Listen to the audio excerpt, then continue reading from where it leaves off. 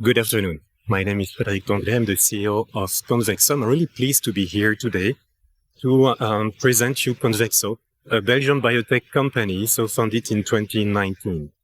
We are committed to a healthier lifespan through the development of an anti-inflamm-aging and anti-inflammatory technology platform and therapeutic portfolio to cure and address high prevalence unmet medical needs by unlocking the exosome therapeutic potential. The problem, and it's all about lifespan, health span.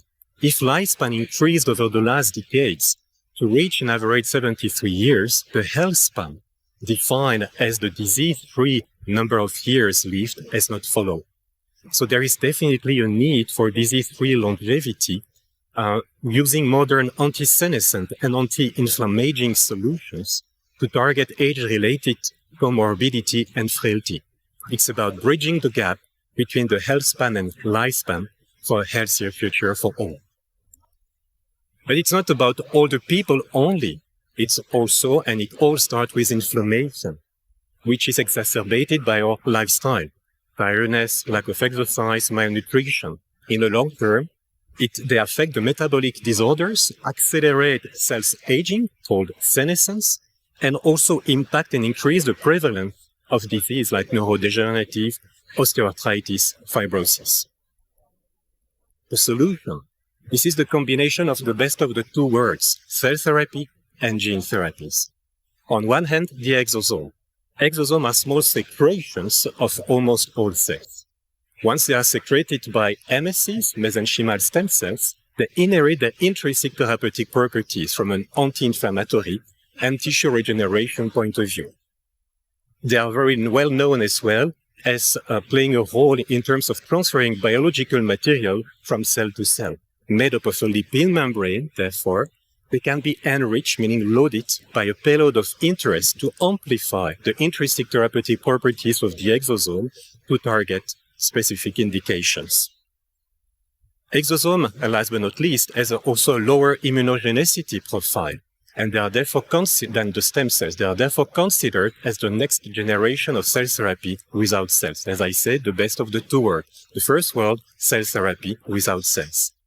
The second world, the gene therapy. Advances in gene therapies enable to identify RNAs to regulate the gene expression, enabling therefore the cells to react more efficiently and rapidly to metabolic disorders like cell senescence, organism lifespan, tissue aging.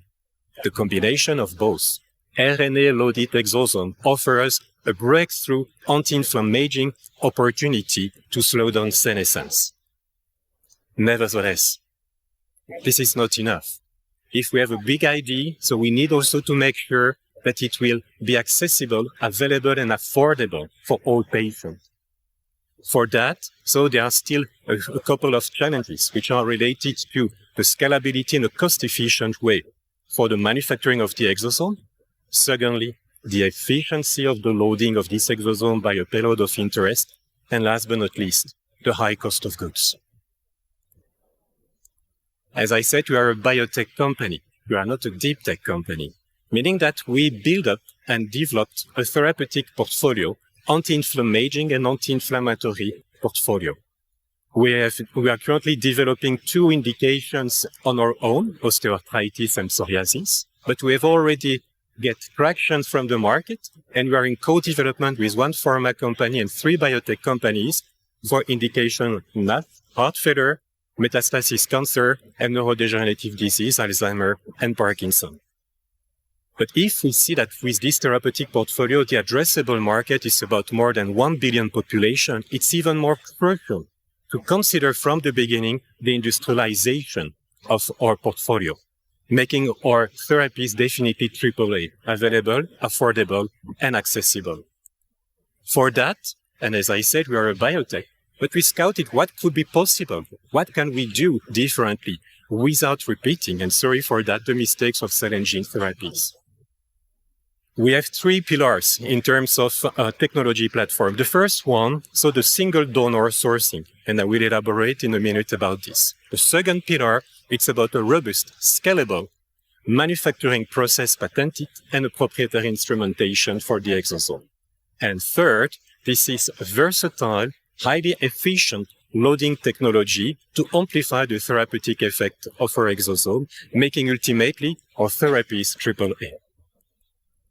The first aspect, so the cell sourcing, it's also a clear vision from an industrialization point of view from the start, meaning that to solve the multi-donor pooling bottleneck in terms of batch-to-batch heterogeneity and potency variability, we are using immortalized MSCs from umbilical cord from one donor with a demonstrated 100 doubling population capacity, enabling us then to consider industrialization, meaning batch-to-batch homogeneity and potency variability.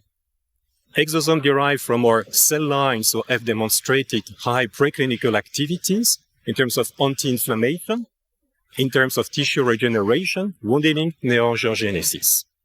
Furthermore, we also have in-house cloning expertise, enabling us to consider exclusive out-licensing with pharma companies. The second pillar, once we have selected the suitable biomaterial as a start, the second aspect is the scalability of the manufacturing process from a cost of goods and efficiency point of view. Again, so traditionally, we start process development in 2D, in flask, it takes time, it's manual. And once we have the optimized process, then we can transfer into a bioreactor for adherent cells, but which is of high risk for failure.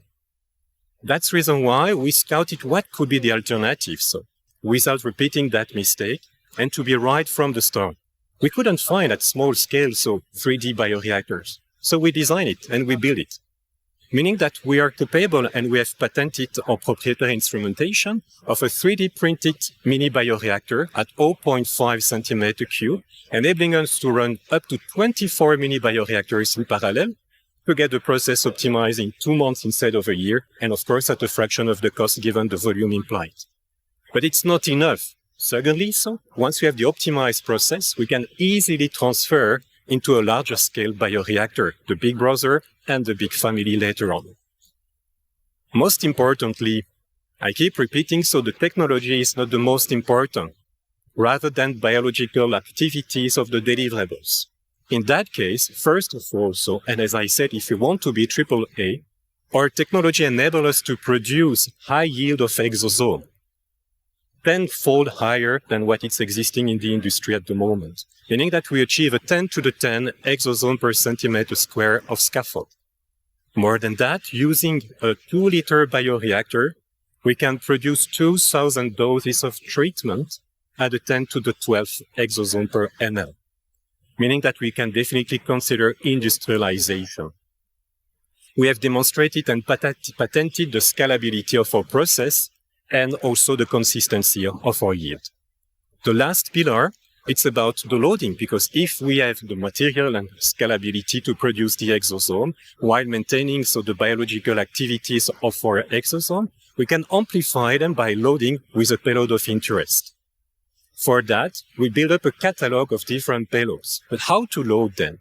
The current technologies are based on a random process, meaning that, as I said before, the exosome is based on a lipid membrane. To load the payload, we create a temporary poration. But the current technologies are based on a poration from a shock, electroporation, sonication, turbulence. But doing that, the efficiency is pretty low. Creating the porosity from a shock, it alters the membrane and therefore the therapeutic properties of the exosome. And third, electroporation is not suitable for RNAs. It creates aggregates rather than loaded RNAs. That's the reason why we scouted again what could be the alternative. And we have identified an exclusive in-licensed microfluidic-based technology. Using a microchip, as you see on your screen, where we run 300,000 nanochannels. At constant pressure, we circulate both the exosome and the payload within the channels narrow, to gently compress the exosome, create a temporary porosity, the absorption of the payload, and then the recirculation of the loaded exosome afterwards. We have a tenfold higher yield than existing technologies. Secondly, it's a channel-based process. It does not create the porosity from a shock. And fourth, it's also compatible and applicable to RNA loading. As I said, the combination of the three pillars of our technology platform must show superiority of the biological deliverables. This is what I wanted to illustrate on this slide, where, as I said already before, a doubling population capacity of our cell lines above 100 with stable biological activities. The most important, once we perform the upstream and the manufacturing process, is to maintain the biological efficacy and properties of our exosome. On this graph, you see that once we induce an inflammation, so we can see that as a baseline, we have a reduction of the inflammation using dexamethasone. But most importantly, on the right-hand side, we see the reduction of the inflammation using our exosome post-upstream process, meaning maintaining the full anti-inflammatory properties of our exosome. On the right-hand side, this is one graph to illustrate also the efficiency loading expressed in a relative expression of RNAs in the exosome. It shows also the capacity to scale up this loading efficiency, modifying the parameter of the flow rate at different microliter per minute. I would like also to mention that even if it sounds a bit magical, and if we are talking about microfluidic, I said before 2,000 doses of treatment. So how long does it take using a microchip? I'm telling you less than a day, but I will explain later on. The IP, all these processes, all these developments are backed by a strong IP from a process, from a therapeutic, and from an instrumentation point of view, combined with exclusive in-licensing. Planning and finance. We are a biotech company. We are developing our proprietary portfolio, but also in collaboration with pharma and biotech companies. For the two indications in our portfolio, osteoarthritis and psoriasis, we have a clear go-to-clinical pathway. For the next few months, we will finalize our preclinical studies in osteoarthritis. We are in collaboration with Charité Berlin in that regard. And in parallel, we are working on the scalability and GMP compliance of our instrumentation, supported by a strong traction from equipment vendor, enabling us then in 2025 to transfer to a CDMO and subsequently to go for a phase 1 clinical trial in osteoarthritis. As said, we already have a very strong traction from the market. From a therapeutic point of view, we have already multiple collaboration and co-development as part of our anti-inflamm-aging therapeutic portfolio. In terms of instrumentation, we also have a very strong traction from equipment vendors in this field. We are currently raising 20 million as part of the Series A to support the scalability of our platform and initiate a phase 1 clinical trial.